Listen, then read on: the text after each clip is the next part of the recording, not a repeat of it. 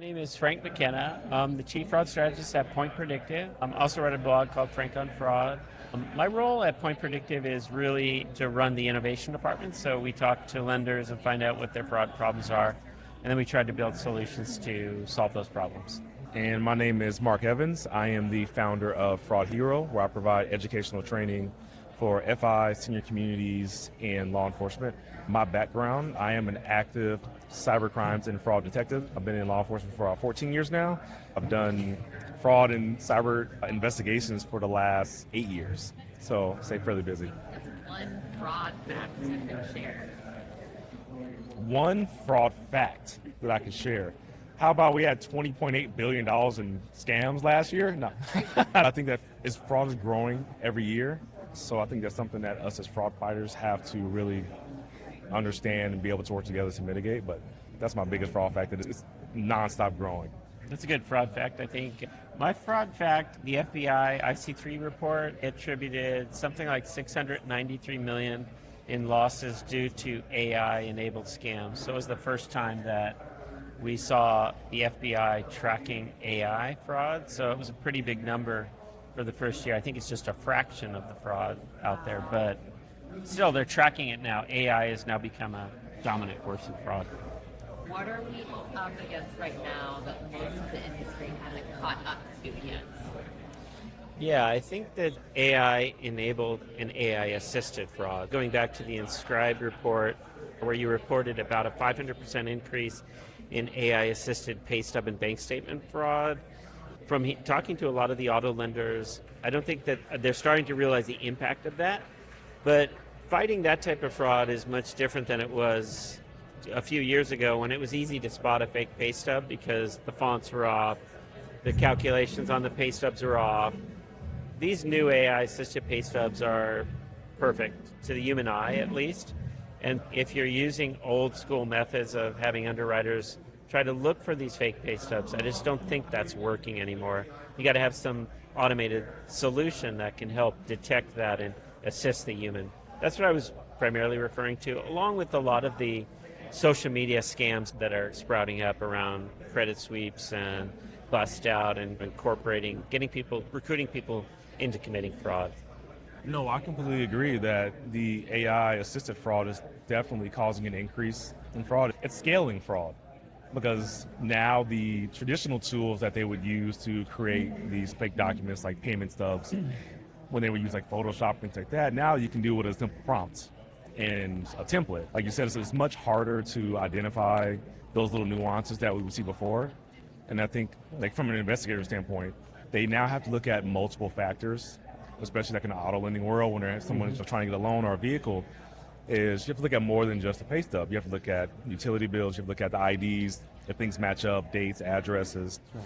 So you're looking at all these different points.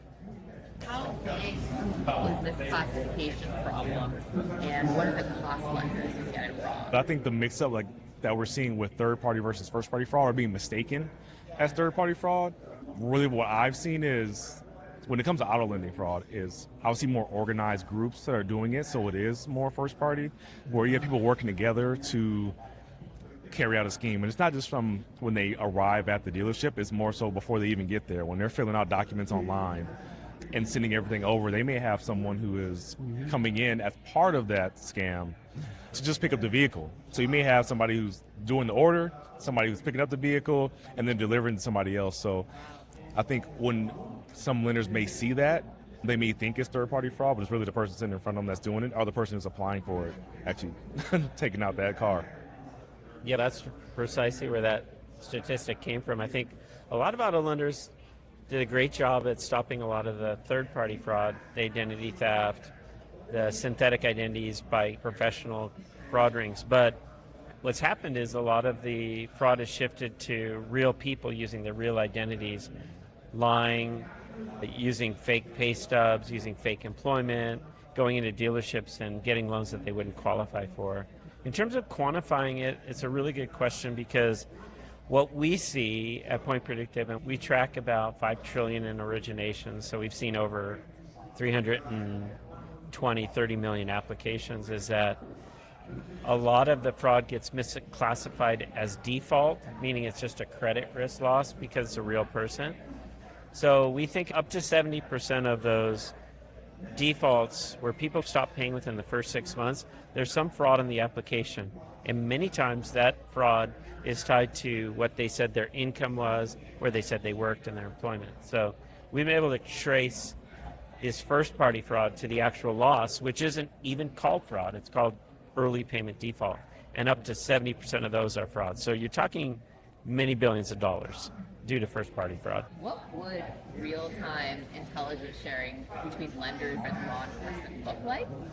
And what's stopping that today? That is a really good question. Real-time data sharing works in certain cities where they've set up programs like Houston, Texas, where Sergeant Darren Schlosser, who's since retired, but he set up a program where he networked with car dealerships and they could call him, his personal cell phone number at any time of day or night.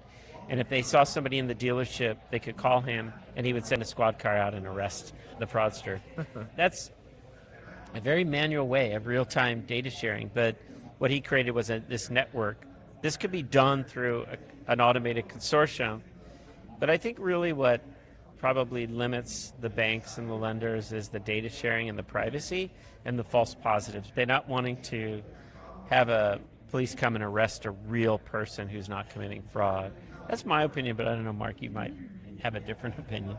And I've actually been on the other side of that, where I've been the person showing up at the dealership when somebody's coming in to fraudulently purchase a vehicle. Okay. So it's not per se a program, but we did have that networking ability to where if the dealership determined that, hey, someone submitted fraudulent documents, they submitted a fake ID that they've been able to determine it is legitimately fraud, they would contact us and we would show up either before the person got there or around the same time, where we can actually work together with the dealership to, one, stop them from losing the vehicle, and then two, to stop the person from getting the vehicle from them or any other vehicles. Because one of the things that I learned was if they're doing it to one dealership, they're doing it to multiple dealerships.